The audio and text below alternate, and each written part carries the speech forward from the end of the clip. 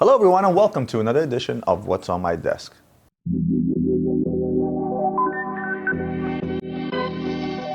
Yeah.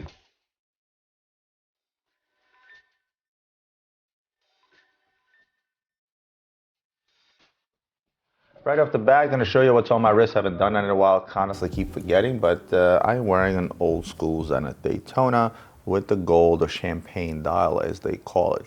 I always have mixed emotions about this particular dial. I either sometimes love it or sometimes hate it, and the reason for that is because sometimes I feel like it just all blends in, and then other times I feel like, oh, it's a nice old gold matchy watch. So it really all depends on how I feel, I guess. So what did I decide to show you guys today? Well, again, no rhyme or reason, just a bunch of different watches. A super rare AP, an oldie but a goodie Roger Dubuis Tourbillon, a Lange Sohne Timezone, which happens to be one of my favorite Lange watches out there, with the exception of some of the really, really expensive things that they make. And I brought a Rolex Submariner, an old school Rolex Submariner, 11618. And in case you guys wondering why, what's the big deal about the sub, you'll find out at the end of the show, so stay tuned. And this will also explain the rainbow of accessories and papers that I have on my desk a little bit later. I'm going to kick things off with, let's go with my favorite, Audemars Piguet. And again, this is a Royal Oak Tourbillon. I've showed you a multitude of Royal Oak Tourbillons on the show. I've showed you the ceramic, I've showed you the stainless steel blue, I've showed you the gold one. But what I haven't showed you is I haven't showed you this particular guy. And the reason I haven't showed you this particular guy, because this is something that just came out for the European market, and it has a baguette bezel.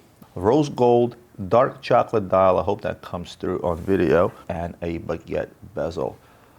Super rare watch. They only made 10 of these. That's right, they only made 10 of these. What I also love about APs, they don't actually put the number of the watch in the back of the watch. Like, it doesn't say number 2 out of 10 or number 5 out of 10 or 1 out of 10. And I like that, and I think one of the biggest reasons they do that is not to favor any one number to a particular client, right? Look, it's a limited edition. They made 10. Obviously, somebody's going to want to prefer the number 1 piece versus the number 9 piece, or number 10 out of 10 versus the number 3 piece. The Asian market will never buy number 4 out of 10 because 4 signifies death, right? So it's one of those things where by not numbering them, by saying, hey, you have 1 of 10, I think it's just such a great move, and allows for the watches to be equally as desirable versus a particular number, if that makes sense, right? Retail priced around 230,000 euros, and I say in euros, so today that equates to about $250,000. What does it sell for? It sells for close to retail. You can actually even sell over retail. $300,000, I can certainly get it out there and put it out there. You would think, wow, Roman, why wouldn't you do that? You have something so rare. Only 10 pieces made. Why not, do what they do with other Royal Oaks and things of that nature, and other limited editions where they price them over list? Well, because the watch is expensive to begin with, right? So you have to first justify spending that kind of money on a watch. And at the same token, you have to see the value that's there, right? At 230,000 euros, it's already a very expensive watch. And it's justified. This is a tourbillon. This is old gold Royal Oak. It's got a baguette bezel. We all know how much value baguette bezels add to watches.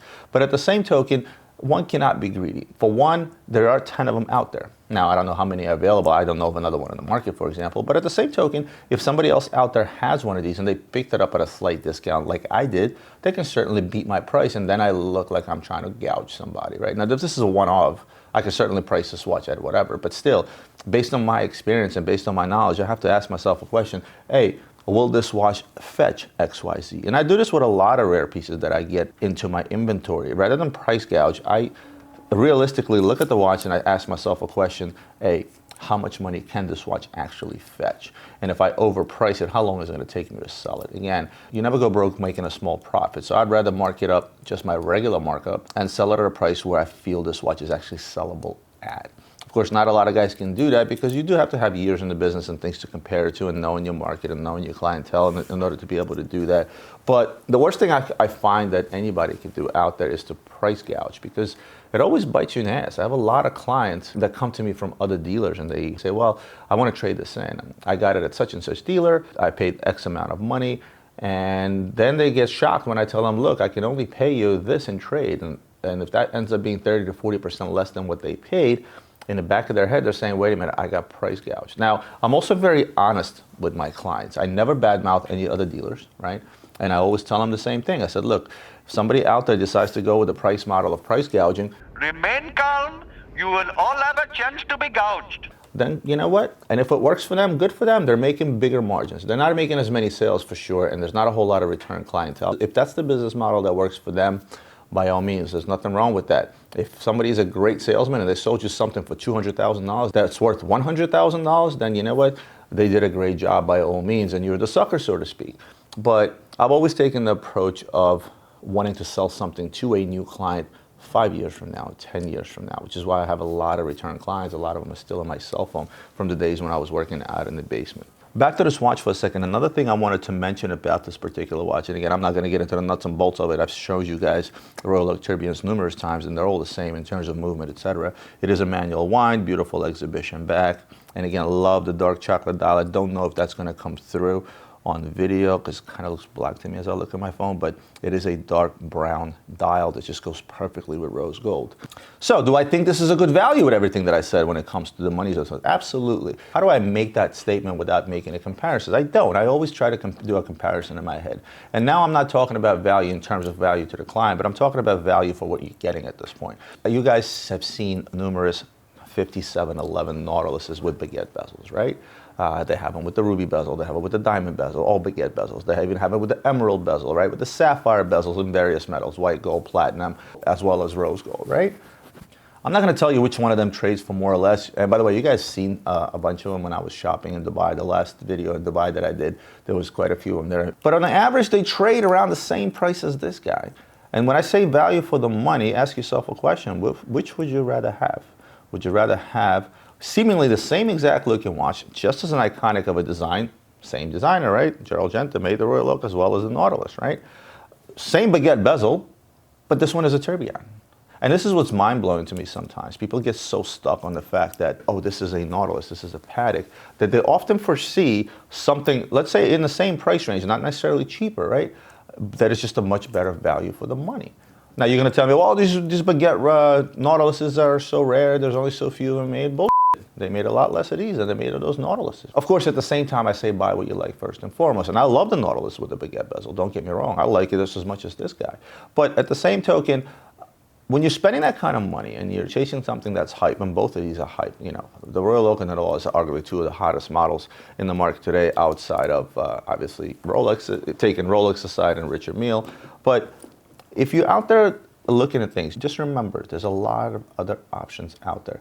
I often see guys get stuck on a particular watch and they call me and say, hey, I want to buy this watch. And I sway them otherwise. Even though I may have that particular watch in stock, I may not have the other one. Because I can tell by the conversation that I'm having with these people is they're just chasing, they just got it in their head. I need a Nautilus, I need a Nautilus, I need a Nautilus. And they're not even considering any other options, guys. You spend a good chunk of money on these toys, right? And I've told you that numerous times. Don't impulse buy. Do not impulse buy these expensive toys. Look at your other options out there in that same price range. You may find yourself buying something else. Anyway, I spent a lot of time on my AP, and rightfully so. I absolutely love this AP. I think the watch is actually gorgeous. I'm going to throw this on the wrist just so you guys can see. I haven't been doing that, like wrist shots of stuff that I'm showing. I thought it was kind of corny because everybody does it, but I'm also realizing that it's actually useful to show a watch on the wrist. And there it is. You guys know I'm biased, so I absolutely love this watch. But again, favorite brand. Got diamonds on it. I like watches with diamonds, and it's an iconic timepiece. Look at that. We can put that right back on. Moving on. Let's move on to an oldie, but in what I feel is a goodie. And this is the Roger Dubuis Golden Square. This is an old school watch. This is going back to the days of Roger Dubuis, before the Excaliburs, before all the fancy materials and things of that nature. This is when Roger Dubuis made editions of 28 watches, 88 watches. This is when they were first starting out. And I think these are becoming semi-vintage, as I'd like to call them, because this is a much older watch. These are also the watches that got hurt tremendously in value based through the times when Roger Dubuis went through a huge lawsuit with their distributor that was, rather than distributing these watches to stores, he was selling them out on the gray market at cents on a dollar. I think at the time he was getting them at 25 cents as a distributor. He was supposed to sell them to stores at 50 off, and stores were supposed to sell them for whatever. And instead, he just kept dumping them out onto the market, and the brand got hurt, and got hurt greatly. And I think only now, in the last couple of years, we're starting to see the brand recover. But what that does is it does shine some light into these watches. And it goes back to the point where I discussed things like, look, once something gets a bad rep, it's very, very difficult to come out of it. So what is this watch? This is a Tourbillon Date Power Reserve watch. It is indeed a manual wind. This one is done in a rose gold case. It was also done in white gold. It's got the old school signature Roger Dubuis deploying buckle with the RD logo in the back. Love that buckle, even though it kind of screams Roger Dubuis, but it's just the way it's done with the letters cut out. I don't know, kind of sings to me, I guess. Love the original perforated strap. By the way, if you ever look for one of these straps, good luck finding one. They're very difficult to find because A, they don't make them anymore, so sometimes it becomes really difficult to get one of these. Original retail price, and don't hold me to it, it was over $100,000, or around that $100,000 mark. And the fate of this watch today is that, again, because the bad rep was made for these older models, and people both in the business and the retail, and remember buying these and then getting hurt tremendously when their value dropped like 60, 70%. You know, it left a bad rep, and hence it's selling cheap. I'm not going to tell you what this is selling for. And if you could do me a favor, again, I just told you about 100,000 retail, maybe a little more. Tourbillon Power Reserve Date watch. What do you think this watch is selling for? Comment below, and please don't cheat. Don't go on my website and see what this is selling for before commenting, because I think you'll be in for a big surprise. So I'd love to see those comments below. So yes, comment below. I'd be curious to see your guesses. And last but not least, let me show you the watch on the wrist. It's a fairly large watch. It's a reference G40 something something. And the reason I say that is because the first two numbers are what's relevant to the side. G40 stands for 40 millimeter across and up and down. It's a perfectly square watch. And I think it's a perfect size wrist watch. They made these in a G46, which is a 46 millimeter. And those things were humongous, and they just didn't sit well on the wrist as much as this one. Again, I have an average size wrist, a little on the smaller side. At 40 millimeter square is a big difference, and it still sits really, really well on my wrist, and I like that. Let's move on to what I would deem my most favorite regular Lange. By regular, I mean one that's still priced more or less reasonable outside their super grand complicated things, and that is the Lange Timezone. The Meridian Conference took place in 1884. And they resolved to adapt a shared time system, right? And this is when it was proposed to subdivide the world in 24 time zones. Of course, the conquest of watches resolving the 24 time zones didn't take place until the 20th century. Putting time zones into watches didn't occur too much later, the 20th century. In fact, it wasn't until the 20th century when it actually became possible to traverse time zone via an aircraft, as you can imagine. Prior to that, there was really not much of a need. So this is the watch that Lange calls the perfect travel companion. And I will tell you that I absolutely agree. You guys know I travel a lot. And if I have a chance to wear one of these guys, this is certainly a watch that will come with me. Right off the bat, you see the Lange design come right through with the offset time at 9 o'clock. The big digital display date window that's sitting at 1 o'clock on this particular watch. You have your second time zone, you have your AM, PM, and of course you have your world time around the outer bezel. A manual wind. This is actually one of the few Langes where the back of the watch is not as attractive, right? There are Langes out there that have far more attractive skeleton backs. However, all the attraction on this particular watch is certainly in the front of the watch. It's like, it's busy, but it's not busy. You know, it's like, there's so much going on this watch, but yet it's so clear to read, right? For me, it's still a toss-up in terms of favorite watch, whether this thing in white gold or platinum or in rose gold. I've worn both. I like both. I feel that the rose gold is dressier, where the white gold still seems to be a bit cleaner. The button on the left will change your date, just to quickly go through the functions, and the other button on the bottom will change your time zone just by quickly depressing them. Again, very traditional way to display time zone watches. Majority of time zone watches out there. Time zone, I shouldn't call them all time zone. Most of them are called world time. It's Lange that dubbed the term time zone. But majority of the world time watches will change your world time functionality exactly that by simply turning the outer ring with the different cities and lining them up. And the rest of the functionality is done via the crown. And again, not to get into the nuts and bolts. Let's talk about what I always talk about, and that is money. Current retail of the time zone is roughly around $50,000, 49 and change. I think in Europe it's 49,000 euros. In US it's 49.9 or something of that nature. Again, don't remember off the top of my head. Let's call it 50,000. But it wasn't always 50,000. I remember when this watch first came out, it was in the 30s. It was in the high 30s. And I thought at that time that was a smoking deal for this watch. And I know guys that have picked them up based on that retail price in the high 20s to low 30s. And today that watch is money in the bank, because pre-owned today, Depending on whether or not this watch has box and papers, you'll find this watch trading anywhere from $25,000 to $30,000, maybe a bit more, which tells me that, look, yes, although watches are not an investment, and I told you guys numerous times, and Lange per se is not an investment, but certainly it's nice to have a timepiece that over time, as you've had it, pun intended, it's held its value. Let's say if you're somebody that bought this watch back in the day, let's say you got a decent discount on it based on the $38,000 price tag. So let's see, 38,000 times point. Let's say you picked the watch up at 30 off, or maybe a little less, where it costs you around $26,000, $27,000. Well, that watch is still worth that. In my book, that's a big win. Again, not an investment, just a win, a wise buy. And I've told you guys before, I think Lange's quality is in my top 3 list in terms of the watchmaking aspect of it. Rarely ever had issues with Lange's. I can't remember any bad cases where customers go, oh, it's not working right off the bat, or something really went bad in a few months. In fact, I rarely ever get Lange's back to get fixed. I mean, unless somebody does some type of physical damage to them, or it's just a cosmetic thing. So there you have it. My favorite watch from Lange Sohne is indeed the Timezone. Again, outside of going into some of their high-end stuff, much like the Tourbillon I showed you guys a few shows ago. Last but not least, a Rolex Submariner. An old Rolex Submariner, a 11618, dating back almost 20 years, right? And you're like, Roman, why are you bringing old-ass Rolex onto the show? Like, have we not seen enough of these? Aren't there enough channels out there doing that? Well, the reason I brought this watch is not because of the watch itself, and I'm just showing you for the sake of argument. Even though I love this look, I always like the combination of yellow, gold, and blue. And I actually like the older combination better than the new ceramic combination, because the ceramic, the blue pops a lot more, and I feel like it takes away from the gold. Where here, this is just a perfect combination of a chunk of gold, and the blue is a lot more subtle with the regular insert and the older dial, right? And the older nipple dial, as they call it. It's a nipple, because I'm drooling.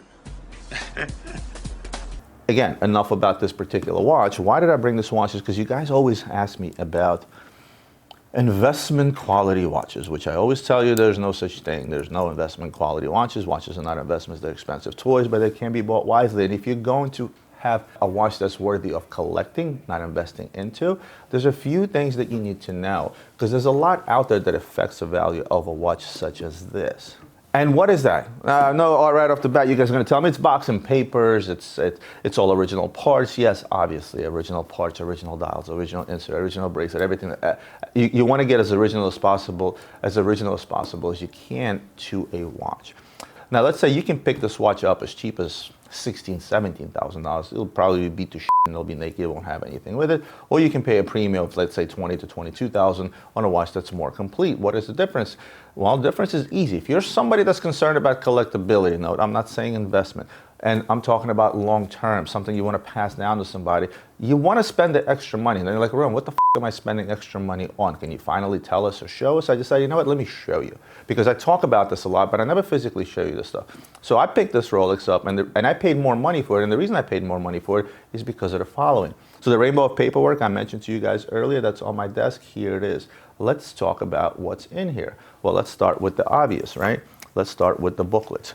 So this particular Rolex Submariner, as it came from an authorized dealer, would come with a Rolex Submariner booklet. Now, the Rolex Submariner booklets are not all the same. They differ from time to time. This one is actually correct to its period and time. How do I know that they're numbered, right? And you can read about this in Mandani books, my dear friend Georgia, or even online, right? You can look up the number. Hey, does this booklet actually go with this watch? Every Oyster is also going to come with your Rolex Oyster booklet, right? That talks about the Oyster case, right? And seemingly this is, you say, wait a minute, that's a President. It doesn't matter. This is the Oyster booklet that it came with. It also came with a different language Oyster. Why? Because this was bought in Monaco. So this is in French, right? Because different dealers from different countries get different booklets in different languages. There's also the Oyster chronometer certificate translated into a multitude of languages. We like to call it the translation booklet, right? And it has a gazillion different languages in it. This is also from a correct time period, and it came with this watch, right? And those time periods are very wide, so it's not like they make a new one of these every year. It takes years usually to change around the booklets. Wallet correct period time wallet. Oftentimes you'll find guys give you just any Rolex wallet and it's not correct to the time period. This one happens to be it. And it doesn't necessarily have to be this wallet. There were a few wallets that could have came with this watch. Because remember, when dealers get this stuff, they get all the stuff separately, right? Their watch comes in the plastic case. All the stuff comes separately based on the orders. If they order 10 subs, they may have gotten 10 wallets, but not all wallets. Some of them may have been green, some of them may have been burgundy as this one. Blue, etc., etc. But this is the correct wallet to the time period. Then there's your Rolex handkerchief that came with this, as well as a polishing cloth, right, bearing all the logos. Now, this is all the obvious stuff, right?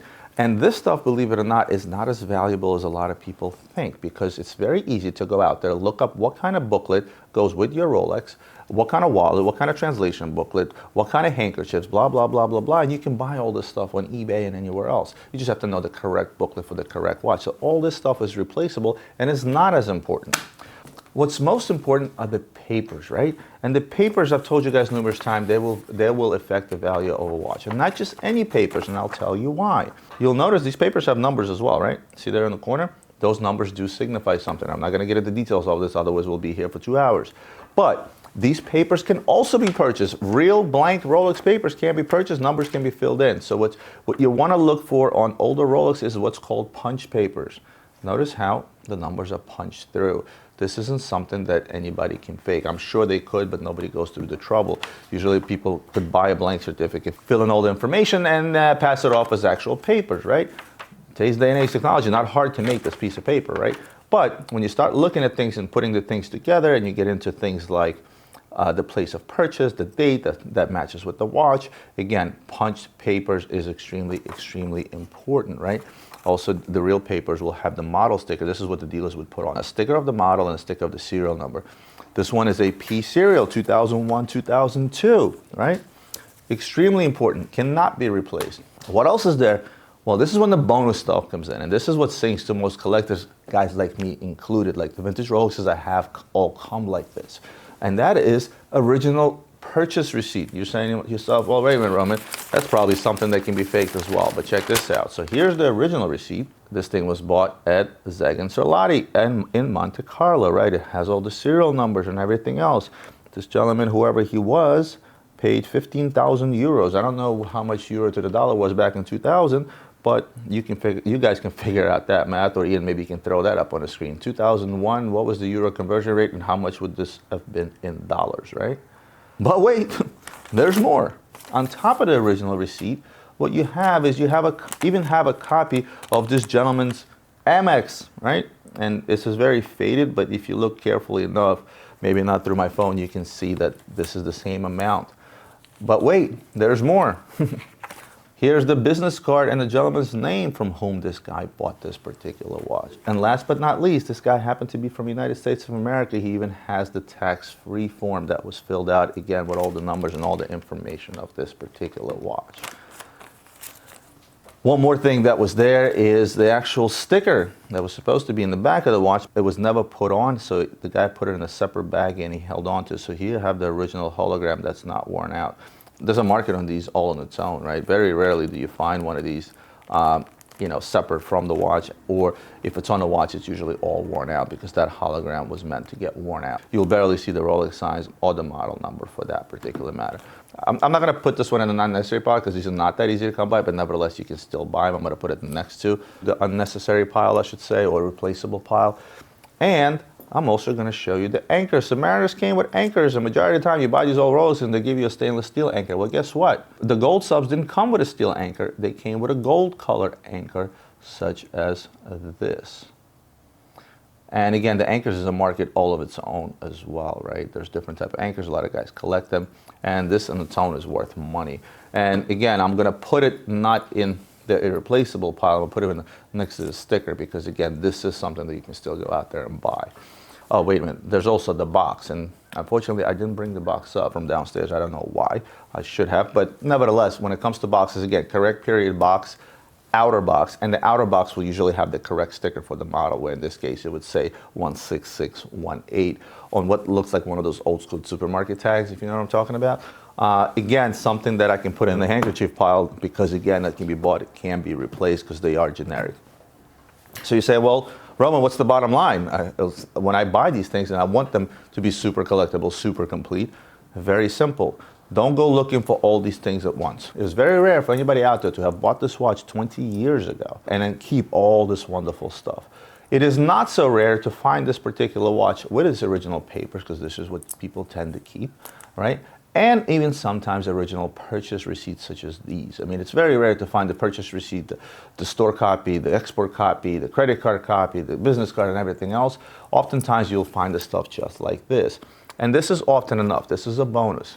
This is often enough. And the reason I say this is often enough, and this is the biggest thing you should concern yourself with, well, also with the fact that it has all original parts, is because all this other stuff is replaceable. But just because it's replaceable doesn't mean it's replaceable at a price. All this stuff costs money. If you're going to get out there and spend $20 on this booklet, $30 on the other booklet, $10 on a handkerchief, a few $100 on the anchor, the sticker, blah, blah, blah, blah, blah, it'll all add up, right? Bottom line is this. I never talk about investing into watches, but a lot of you guys still look at it that way.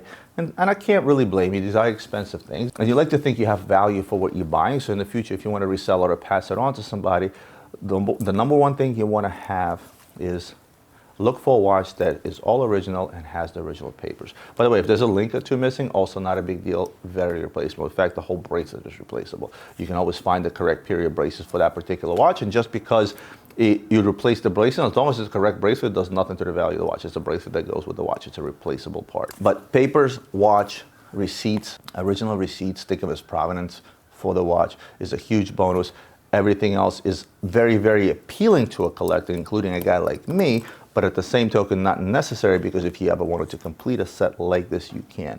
Of course, depending on how old the watch is. There's always a but, right? If you're going back to Rolexes that are from the 50s and the 60s, and you try to find booklets for stuff like this, there are booklets out there for vintage Rolexes where one single booklet goes for $3 grand, all right? And I know this because I have a few. It can also become cost prohibitive or almost impossible to find. And I know the last thing you guys are gonna say after watching this is, well, wait a minute, this guy paid 15,000 euros, got tax back, and today this watch is worth in the low 20s. It's a great investment. It's still not a great investment, because I could have taken that $15,000 back in 2001 and I could have invested it into 10 different things that I can mention right now, that they would be worth a lot more than this Rolex. But this is one of those passion investments, which is what I talked about on one of my last Q&As, right? That has brought its owner a lot of pleasure throughout the years, and at the end of the day, he ended up getting his money back and then some. And now that I've been talking about this watch, I think I'm gonna wear it. So again, wanted to show you a clearer picture of what it actually looks like, what a collectible watch actually looks like. I use Rolex as an example due to the fact that it comes with so many accessories, but this spreads across all watches that are out there. Right now I'm looking for a Tag Heuer Monaco, right? A watch can be picked up anywhere from $5,000 to $7,000 to $8,000, but I found a complete one. When I say complete, just like this: original box, outer box, receipts, blah, blah, blah, one owner, blah, blah, blah, blah. Guy's asking $14,000 and I'm considering it. Not as a watch dealer, because it's not a watch I'm gonna resell and make money, but as a watch collector and a guy that loves watches, that stuff is so appealing to me.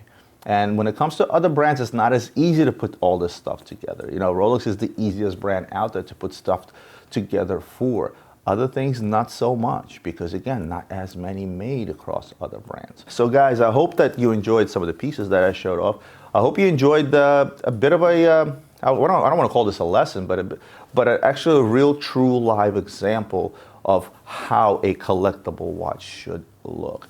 And again, this isn't the hottest model in the world. Had this been an old Rolex Daytona or an old GMT or something like that, the value would have skyrocketed because of all this, especially the bonus stuff like the receipts and of course the correct papers and all the accessories. So I hope you guys enjoyed today's video, a little bit of a different twist on what's on my desk. And I told you guys before, I'm going to try to do different stuff on what's on my desk outside of just bluntly show you watches. I hope this is a good start. Comment below if you think so. Hit the like button if you enjoyed today's video, and hit the subscribe button if you're not a subscriber to my channel. And last but not least, as I always ask, please share this video with your friends, because this is what helps my channel grow organically. And I'll see you guys next week for more watch reviews and other videos.